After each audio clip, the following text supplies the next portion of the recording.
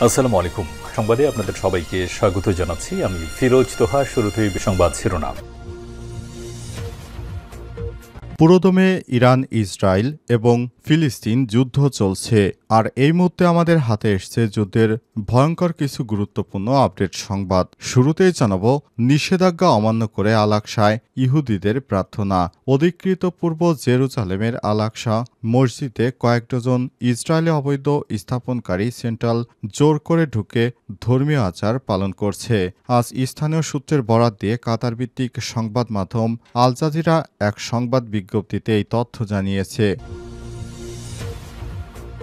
এরপর জানাবো, ইসরায়েলের ড্রোনের আঘাতে একই পরিবারের 7 সদস্য নিহত। প্রতিদিনের ন্যায় আজ রাতেও গাজায় ধ্বংসযজ্ঞ চালিয়েছে দখলদার ইসরায়েলি বাহিনীর নির্মম ও বর্বর পৈশাচিক এই হামলায় একই পরিবারের 7 সদস্যের প্রাণ ঝরে গেছে, খবর এএফপির। এদিকে ইসরায়েলি হামলায় দুর্বল হয়ে পড়েছে শক্তিশালী হিজবুল্লাহ বাহিনী। তাদের ভবিষ্যৎ কি? ইসরায়েলের বিরুদ্ধে গত বছরের যুদ্ধ অনিশ্চিত অবস্থানে ফেলে দিয়েছিল লেবাননের সশস্ত্র গোষ্ঠী হিজবুল্লাহকে। অবিরাম বোমা হামলায়, স্থল আক্রমণ সহ সেই সঙ্গে প্রভাবশালী নেতা হাসান নাসরুল্লাহ সহ বেশিরভাগ সিনিয়র সদস্য নিহত হওয়ার পর একরকম দুর্বল হয়ে পড়েছে হিজবুল্লাহ গোষ্ঠী। তবে এখন আলোচনা এসছে তাদের অস্ত্র নিষ্ক্রিয়করণ। এ অবস্থায় দখলদার ইসরায়েলি বাহিনী যদি পুরোপুরি লেবানন ছেড়ে দেয়, তাহলে হিজবুল্লাহ সদস্যরা ওই দেশের সেনাবাহিনীর কাছে, লেবাননের সেনাবাহিনীর কাছে তারা অস্ত্র জমা দিয়ে দিবে।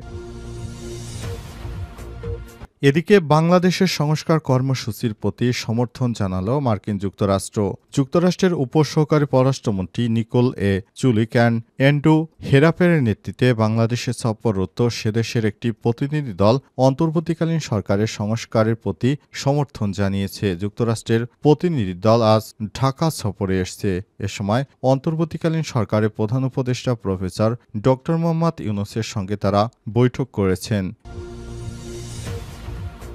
এবং সর্বশেষ জানাবো, তালেবানের উপর নিষেধাজ্ঞা স্থগিত করল রাশিয়া। তালেবান আন্দোলনের উপর নিষেধাজ্ঞা স্থগিত করার জন্য রাশিয়ার প্রসিকিউটর জেনারেল অফিসের দায়ের করা একটি প্রশাসনিক দাবি মঞ্জুর করেছে দেশটির সুপ্রিম কোর্ট। প্রিয় দর্শক, এ অবস্থায় তালেবান রাশিয়ার উপর থেকে তাদের নিষেধাজ্ঞা তুলে দিল। এতক্ষণ শুনছিলেন সংবাদ শিরোনাম, এবারে বিস্তারিত। তবে তার আগে বন্ধুরা, অনুরোধ থাকবে সংবাদটিতে একটি লাইক দিন। এই চ্যানেলে আপনি নতুন হয়ে থাকলে আমাদের সংবাদটি দেখতে দেখতে চ্যানেলটি সাবস্ক্রাইব করে রাখুন। কমেন্ট করে আপনার মূল্যবান মতামত জানিয়ে দিন আপনি বিশ্বের কোন দেশ থেকে বা বাংলাদেশের কোন স্থান থেকে আমাদের সংবাদটি দেখছেন এবং শুনছেন। এবারে বিস্তারিত। আর বন্ধুরা, গাজা যুদ্ধে আপনি যদি ফিলিস্তিনিদের ভালোবেসে থাকেন, কমেন্টে ইয়েস লিখে বিশ্ববাসীকে জানিয়ে দিন।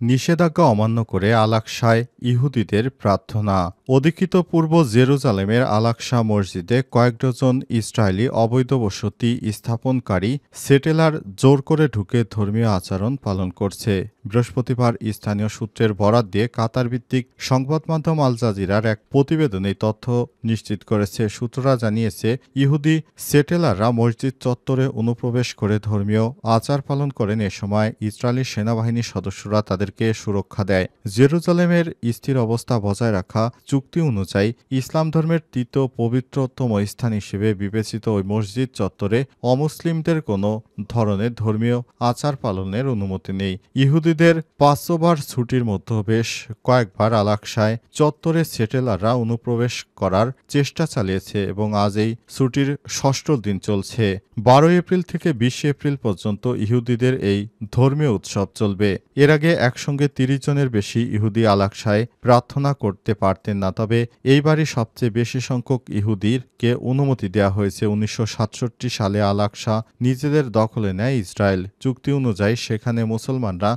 নামাজ আদায় করতে পারেন আর ইহুদিরা প্রবেশ করতে পারেন, তবে প্রার্থনার অনুমতি নেই তাদের। এরপরও সেখানে অবস্থিত টেম্পল মাউন্টে প্রার্থনা করে থাকেন ইহুদিরা। জেরুজালেমের প্রধান রাব্বিনাত ঘোষণা করেছিলেন, টেম্পল মাউন্টে আধ্যাত্মিকভাবে পবিত্র ইহুদি ছাড়া অন্য কেউ প্রবেশ করতে পারবে না বা প্রার্থনা করতে পারবে না। তবে বর্তমানে তা প্রায় অসম্ভব। সেখানে যে কোনো ইহুদি প্রবেশ করতে পারছে। ইসরায়েলের ড্রোনের আঘাতে একই পরিবারের ৭ জন নিরীহ ফিলিস্তিনি নিহত।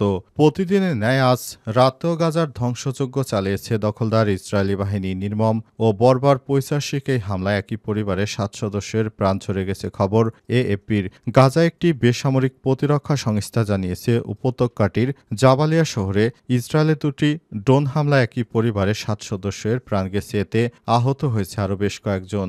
আজ রাতে জাবালিয়া ছাড়াও গাজার আরও বিভিন্ন শহরে হামলা হয়েছে। এর মধ্যে রয়েছে খান ইউনুস, বাইত লাহিয়া এবং সুজাইয়া এলাকাও। ওই সংস্থাটির মুখপাত্র মাহমুদ বাসাল এএফপিকে জানিয়েছে, রাতভর ইসরায়েলের হামলায় খান ইউনুসে শহরের আল মাওয়াশি এলাকায় ১৬ জনকে হত্যা করেছে দখলদার ইসরায়েলি বাহিনী। তাদের বেশিরভাগই নারী এবং শিশু। এতে ২৩ জন আহত হয়েছে। তিনি আরও জানান, গাজার বাইত লাহিয়া শহরে হামলায় ৭ জন নিহত হয়েছে। গাজার সুজায়াপাড়ায় বোমা হামলায় আরও ২ জন নিহত হয়েছে। ইসরায়েলের বিমান হামলায় বুধবার মোট ৩৭ জনের প্রাণ গেছে। ২০২৩ সালের ৭ অক্টোবর থেকে ইসরায়েল গাজায় অভিযানের নামে বর্বর হামলা চালাচ্ছে। হামলায় এ পর্যন্ত নিহতের সংখ্যা ৫১,০০০ ছাড়িয়েছে আর আহতের সংখ্যা ১,১৫,০০০ ছাড়িয়েছে। দখলদার ইসরায়েলি বাহিনী এখনও গাজায় ব্যাপক হামলা চালিয়ে যাচ্ছে। তাদের এই হামলায় নিরীহ কোনো মানুষ রক্ষা পাচ্ছে না, সবাইকে ধরে ধরে হত্যা করা হচ্ছে। ইসরায়েলি হামলায় দুর্বল হয়ে পড়া হিজবুল্লাহর ভবিষ্যৎ কি? দখলদার ইসরায়েলি বাহিনীর সঙ্গে দীর্ঘদিন ধরে সংঘর্ষে লিপ্ত থাকার পর বর্তমান হিজবুল্লাহ এখন দুর্বল হয়ে পড়েছে। ইসরায়েলের বিরুদ্ধে গত বছরের যুদ্ধ অনিশ্চিত অবস্থানে ফেলে দিয়েছিল লেবাননের সশস্ত্র গোষ্ঠী হিজবুল্লাহকে। অবিরাম বোমা হামলায় স্থল আক্রমণে সেই প্রভাবশালী নেতা হাসান নাসরুল্লাহ সহ বেশিরভাগ সিনিয়র সদস্য নিহত হয় একরকম দুর্বল হয়ে পড়েছে গোষ্ঠীটি। এরই মধ্যে তারা সম্পূর্ণরূপে নিরস্ত্রীকরণের জন্য অভ্যন্তরীণ এবং আন্তর্জাতিক চাপের সম্মুখীন হচ্ছে। নভেম্বরে লেবাননে যুদ্ধবিরতির মধ্যস্থতাকারী যুক্তরাষ্ট্র দীর্ঘদিন ধরে জোর দিয়ে আসছে, লেবাননের সরকারই শুধুমাত্র তাদের অভ্যন্তরে অস্ত্র নিয়ন্ত্রণের ক্ষমতা রাখে। লেবাননের সংবাদ মাধ্যম এলসিবিআই এর সঙ্গে এক সাক্ষাৎকারে ট্রাম্পের মধ্যপ্রাচ্য বিষয়ক উপবিশেষ দূত মর্গান ওটাগার্স বলেছেন, আমরা সরকারের উপর শত্রুতা সম্পূর্ণরূপে বন্ধ করার জন্য চাপ অব্যাহত রাখছি। এরই মধ্যে হিজবুল্লাহ এবং সব মিলিশিয়াকে নিরস্ত্র করা অন্তর্ভুক্ত। যুদ্ধবিরতির সত্ত্বেও সম্প্রতি মাসগুলোতে ইসরায়েল লেবাননের ভূখণ্ডে প্রায় প্রতিদিনই আক্রমণ চালাচ্ছে। এদিকে লেবাননের পররাষ্ট্রমন্ত্রী ইউসুফ রাজি হয়েছেন। তিনি বলেছেন, পুনর্গঠন প্রচেষ্টা ও মানবিক সহায়তা সবকিছু অস্ত্র সেনাবাহিনীর নিয়ন্ত্রণে রাখা শর্তাধীন।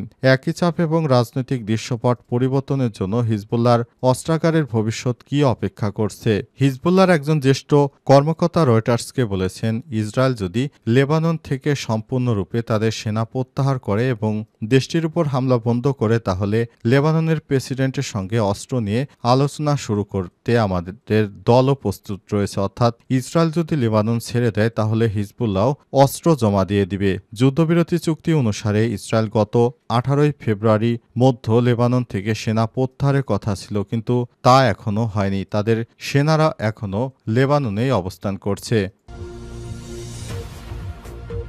বাংলাদেশের সংস্কার কর্মসূচির প্রতি সমর্থন জানালো মার্কিন যুক্তরাষ্ট্র।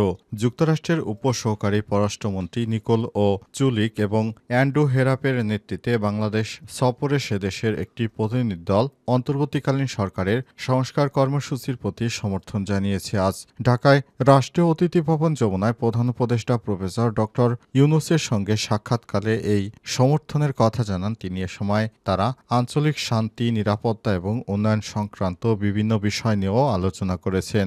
বৈঠকে জাতীয় নিরাপত্তা উপদেষ্টা ড খলিলুর রহমান, ঢাকায় নিযুক্ত যুক্তরাষ্ট্র মিশনের প্রধান টেসি অ্যান্ড জ্যাক বনসন উপস্থিত ছিলেন। যুক্তরাষ্ট্রের কর্মকর্তারা বাংলাদেশে ১২ লক্ষ রোহিঙ্গাদের আশ্রয় দেওয়ার উদারতার জন্য গভীরভাবে কৃতজ্ঞতা প্রকাশ করেছেন। এই ইস্যুতে অগ্রগতির জন্য প্রধান উপদেষ্টা অধ্যাপক ড ইউনূসের নেতৃত্বকে ধন্যবাদ জানান। মিয়ানমারের সরকার ১,৮০,০০০ রোহিঙ্গাকে রাখাইনে প্রত্যাবাসনের জন্য উপযুক্ত হিসেবে চিহ্নিত করাকে একটি গুরুত্বপূর্ণ অগ্রগতি হিসেবে উল্লেখ করেছেন প্রধান উপদেষ্টা। যুক্তরাষ্ট্রের উপসহকারী পররাষ্ট্রমন্ত্রী নিকোলে চুলিক বলেছেন, আপনার দৃষ্টিভঙ্গি প্রশংসনীয় যে আপনি রোহিঙ্গা সংকটকে আলাদাভাবে না দেখে মিয়ানমারের একটি সামগ্রিক প্রেক্ষাপটের বিবেচনা করেছেন। যুক্তরাষ্ট্রের কর্মকর্তারা আঞ্চলিক সহযোগিতা, সংযুক্ততা ও জনগণের মধ্যে পারস্পরিক সম্পর্ক বৃদ্ধির ক্ষেত্রে প্রধান উপদেষ্টার দৃষ্টিভঙ্গির প্রশংসা করেছেন। প্রধান উপদেষ্টা বাংলাদেশ ও যুক্তরাষ্ট্রের মধ্যে চমৎকার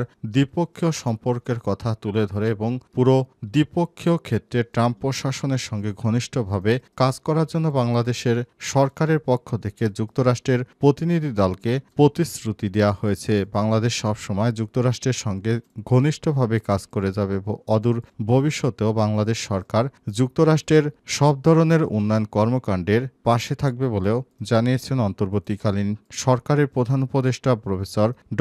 মোহাম্মদ ইউনূস। সেখানে যুক্তরাষ্ট্রের প্রতিনিধি দলও বাংলাদেশ সরকারের ভূয়সী প্রশংসা করেছে। পাশাপাশি যুক্তরাষ্ট্রের প্রতিনিধি দল বাংলাদেশ সরকারের সংস্কারের বিষয়টি সমর্থন করার পাশাপাশি খুবই গুরুত্ব সহকারে দেখছে। কিভাবে একটি স্বৈরাচার সরকারের পতনের পর একটি ভঙ্গুর অর্থনীতির উপর দাঁড়িয়ে দেশটাকে এই স্থিতিশীল পর্যায়ে নিয়ে এসেছে। এজন্য অন্তর্বর্তীকালীন সরকারের প্রধান উপদেষ্টা সত্যি প্রশংসার দাবি রাখে, কারণ তার বলিষ্ঠ নেতৃত্বে বাংলাদেশ অনেকটা এগিয়েছে। দক্ষিণ পূর্ব এশিয়ার মধ্যে বাংলাদেশ একটি ছোট রাষ্ট্র হওয়া সত্ত্বেও এখানে বাংলাদেশ অনেকটা অন্যান্য রাষ্ট্রের তুলনায় এগিয়ে যাচ্ছে। এর জন্য আবারও ড. মোহাম্মদ ইউনূসের নেতৃত্বের প্রশংসা করেছে যুক্তরাষ্ট্রের প্রতিনিধি দলটি।